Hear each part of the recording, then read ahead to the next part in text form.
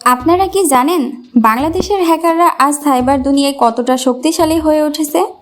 তাদের আক্রমণ কতটা ভয়াবহ? চলুন আজকের ভিডিওতে আমরা এই রহস্য উদ্ঘাটন করি।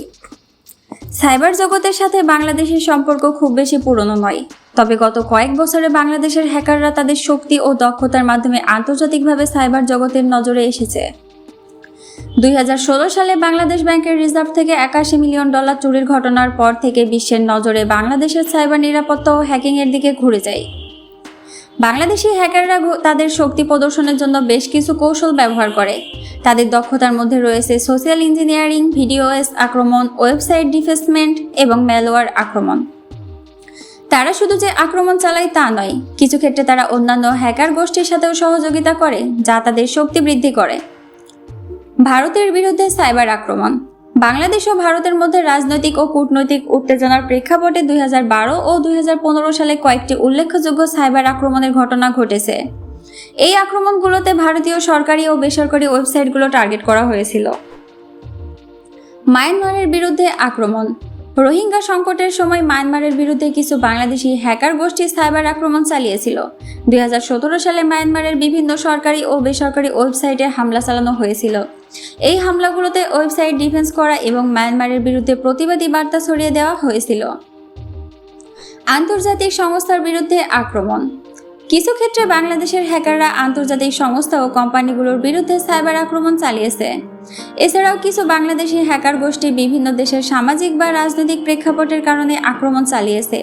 উদাহরণস্বরূপ, ফিলিস্তিনের পক্ষে সমর্থন দেখানোর জন্য ইসরায়েলের বিভিন্ন ওয়েবসাইটে বাংলাদেশি হ্যাকারদের দ্বারা আক্রমণ চালানো হয়েছে। এই আক্রমণগুলোর ভয়াবহতা সাধারণত ওয়েবসাইট ডিফেন্স করা বা সাময়িকভাবে সেবা ব্যাহত করার মধ্যেই সীমাবদ্ধ ছিল, তবে বড় ধরনের অর্থনৈতিক বা নিরাপত্তা ঝুঁকি সৃষ্টি করতে সক্ষম হয়েছে এমন কোনো প্রমাণ পাওয়া যায়নি। হ্যাকারদের এই শক্তি দেখে কি আমরা আতঙ্কিত হব, নাকি তাদের বিরুদ্ধে সঠিক পদক্ষেপ নিয়ে নিজেদের সুরক্ষিত রাখব? সাইবার নিরাপত্তা বিশেষজ্ঞদের কিছু গুরুত্বপূর্ণ পরামর্শের মধ্যে রয়েছে সাইবার আক্রমণ প্রতিরোধের জন্য বিভিন্ন স্তরে নিরাপত্তা ব্যবস্থা গ্রহণ এবং সচেতনতা বৃদ্ধি।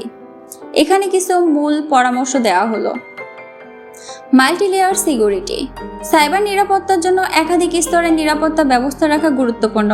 একটিমাত্র নিরাপত্তা স্তর আক্রমণ প্রতিরোধেই যথেষ্ট নয়। বিশেষজ্ঞরা পরামর্শ দেন firewall, antivirus, end point security এবং ডেটা এনক্রিপশন একসঙ্গে ব্যবহার করতে। নিয়মিত সিস্টেম আপডেট। বিশেষজ্ঞরা বলেন সাইবার আক্রমণ প্রতিরোধে সিস্টেম এবং সফটওয়্যারের নিয়মিত আপডেট অপরিহার্য।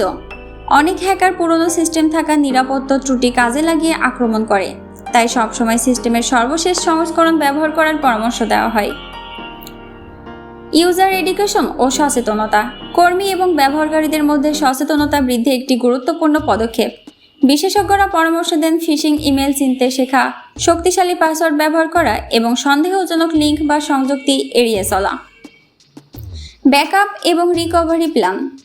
সাইবার আক্রমণের পর ডেটা রিকভারি অত্যন্ত গুরুত্বপূর্ণ, তাই নিয়মিতভাবে গুরুত্বপূর্ণ ডেটার ব্যাকআপ রাখা এবং একটি কার্যকর রিকভারি প্ল্যান তৈরি করা উচিত। র্যানসমওয়্যার আক্রমণের ক্ষেত্রে এটি বিশেষভাবে গুরুত্বপূর্ণ। নিয়মিত অডিট এবং পেনিট্রেশন টেস্টিং। সাইবার নিরাপত্তা ব্যবস্থাগুলো নিয়মিতভাবে পরীক্ষা করা প্রয়োজন। পেনিট্রেশন টেস্টিং, সিকিউরিটি অডিটের মাধ্যমে দুর্বল স্থানগুলো শনাক্ত করা এবং তা শক্তিশালী করা উচিত। বাংলাদেশের হ্যাকাররা কতটা শক্তিশালী তা এখন পরিষ্কার, তবে আমাদের সবার দায়িত্ব হলো এই শক্তিকে সঠিক পথে ব্যবহার করতে এবং নিজেদের সাইবার নিরাপত্তা নিশ্চিত করতে। ভিডিওটি ভালো লাগলে লাইক, কমেন্ট এবং সাবস্ক্রাইব করতে ভুলবেন না। Report news protocol.